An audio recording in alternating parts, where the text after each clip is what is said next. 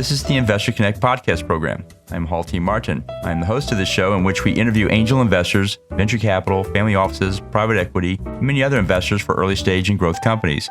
I hope you enjoy this episode.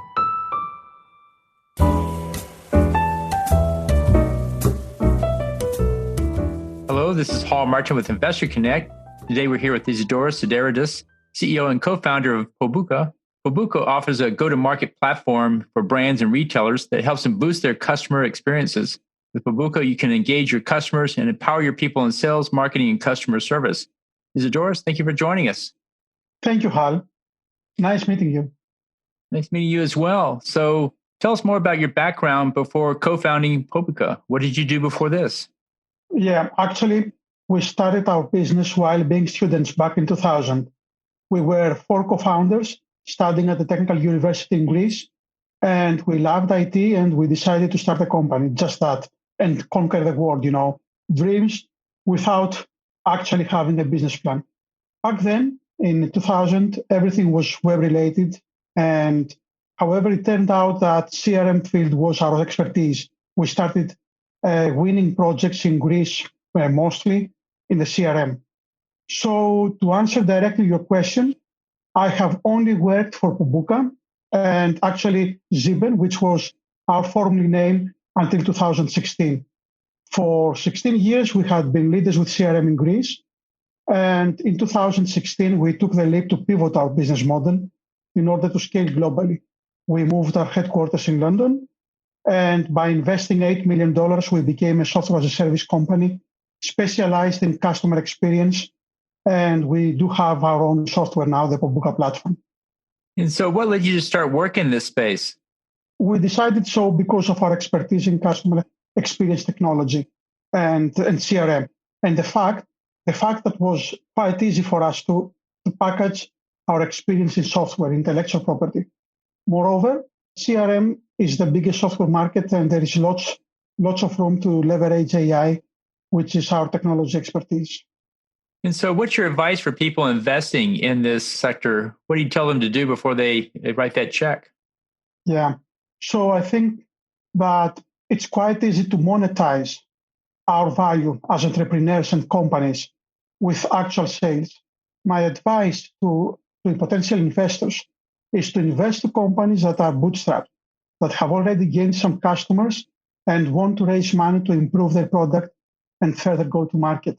Actually, the CRM and the customer experience market is so big that you can have traction without raising money, unless you are developing in deep tech. Oh, great. So let's talk about the investing in this sector. How do you see this industry evolving? Where do you see it going?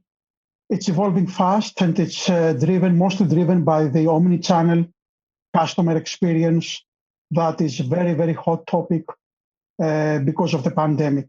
So I would say that technologies that are driven by AI and have to do with the omni-channel experience that the consumer is expecting, and this was accelerated by the pandemic, is the hottest, let's say, CRM and CX topic right now. And so what is the growth rate of the sector with omni-channel and so forth driving it? Yeah. So customer experience is not only a huge market, but also a very fast-growing market with 20% year-over-year growth. In fact, the whole CRM ecosystem, and customer experience is a part of it, is the biggest and at the same time the fastest growing software market globally. This has happened only once before in the 90s with ERP systems, and now it's happening with CRM and customer experience to be at the same time the biggest and the fastest growing software market. And so how many companies are engaged in this process? Yeah, so the broader competition is big. There are more than 300 companies globally that specialize in customer experience. However, if we want to narrow down direct competitors to Pobuca, companies that specialize in brands and retailers, customer loyalty and engagement, then they are around 100. Very good. And so what are the challenges in operating in this space? Yeah, the biggest challenge is that 73% of all consumers demand better and personalized experiences. And this is quite hard in the case of brands and retailers that have big numbers of anonymous consumers. The only way for them, for brands and retailers, to achieve it is by using technology and AI in particular that will help them identify their customers. The challenge is to use new technology with a purpose to make the overall experience more human and without creating frustrations for customers and through empowering employees to bring out their best. So we have to use technology in a way that it seems to be more human, not for technology per se. But what's the challenge in moving to omni-channel? When someone says, I need to move into omni-channel, what exactly do they have to do to make that work? Yeah, so actually, there are two things that they have to do. The first thing is that they have to build the proper touch points, physical or digital touch points, in order for their customers to interact with their brand or the retailer. So the first thing is to build the proper touch points. And the second thing is to have a back office, a back end platform for their employees to serve those customers. Imagine now that a typical customer service of a retailer receives around 2,000, 3,000 messages per day, and they have 5 or 6 channels like emails, chat, phone calls, social media, all these kind of things.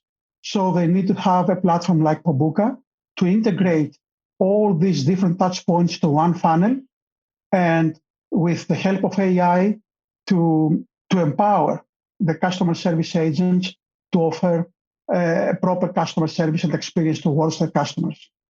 And so, how does Pobuca fit into this landscape for customer experiences? Yeah. So with the Pobuca platform, we engage your customers and empower your people to offer better experiences. In Pobuca, we aspire to create the next global leader that will disrupt customer experience for brands and retailers. We believe that customers generate revenue. However, employees are the ones to drive the overall experience. We also believe that technology isn't the final solution, rather than an enabler. Companies won't be able to solve the customer experience problems with technology alone. It's just the means to make it happen. The focus is on experience to realign priorities accordingly. Great employee tools and experience to bring stronger, smarter, more innovative ideas, which will drive future business and superb customer experience.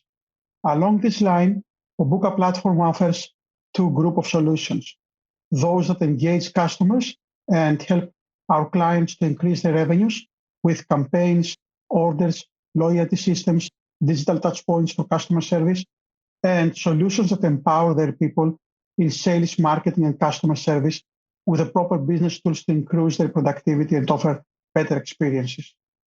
So, if I wanted to summarize, our USP is that we provide a turnkey customer experience offering that also includes state-of-the-art AI-based software.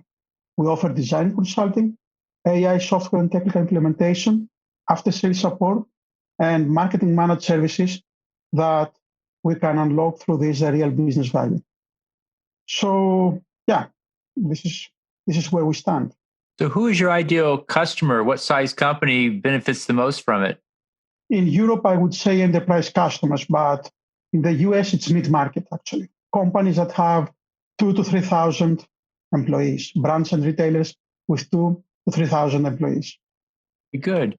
And what's the next step for you guys with this solution? Where do you plan to take it? Yeah, so our plan is to embed more and more AI technology and make it possible. I mean, for customer experience, although we already have AI assisted software, let's say, and the customer service agents or the marketing people are helped by AI, still they have to do some boring and repetitive tasks. I mean, they have to send campaigns or they have to segment customers and target the right messages.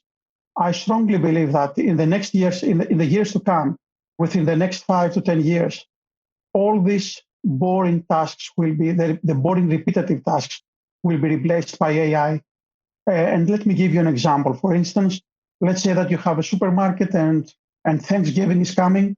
AI will suggest a campaign about turkey, and the omni-channel campaign way to communicate it through to the customers. Is it going to be through a text message, email, WhatsApp message, social media, whatever. And the only thing that the human will have to do is to put the creativity part, the right message, how we are going to communicate, how we are going to communicate our brand and our offering. And all the execution is going to be done by AI software. So this is where we do all the R&D investments in Pobuca in order to, we try to automate all the boring tasks and leave the creativity for humans. Great. Well, that's great. Well, in the last few minutes that we have here, what else should we cover that we haven't? Yeah, so I think that it's clear that customer experience is evolving into a dominant competitive advantage. 90% of companies expected in the coming years to try to differentiate on this basis. The pandemic was a huge accelerator towards this trend. So a glorious field ahead for the dominance in the market for those retail and consumer products companies that will better catch the pulse and the post-COVID era and use artificial intelligence to offer the personalized experience that the customers seek across every available channel and sales path. This is a core message. This is what I want to communicate to all the consumer brands and retailers out there, that to make them understand that customer experience is a dominant topic. It's not a luxury anymore. Great. Well, how best for listeners to get back in touch with you? So they may connect with me through my blog at pobuca.com/Isidoros, and they will find a link to my LinkedIn page there. And I urge them to connect with me and discuss more about technology and CRM and customer experience. Well, that's great. We'll put that in the show notes. I want to thank you for joining us today and hope to have you back for a follow-up soon. Thank you. Thank you, Han. Investor Connect helps investors interested in startup funding. In this podcast series, experienced investors share their experience and advice. You can learn more at investorconnect.org.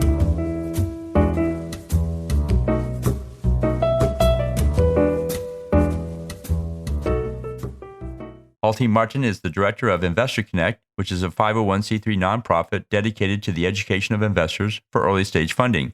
All opinions expressed by Hall and podcast guests are solely their own opinions and do not reflect the opinions of Investor Connect. This podcast is for informational purposes only and should not be relied upon for the basis of investment decisions.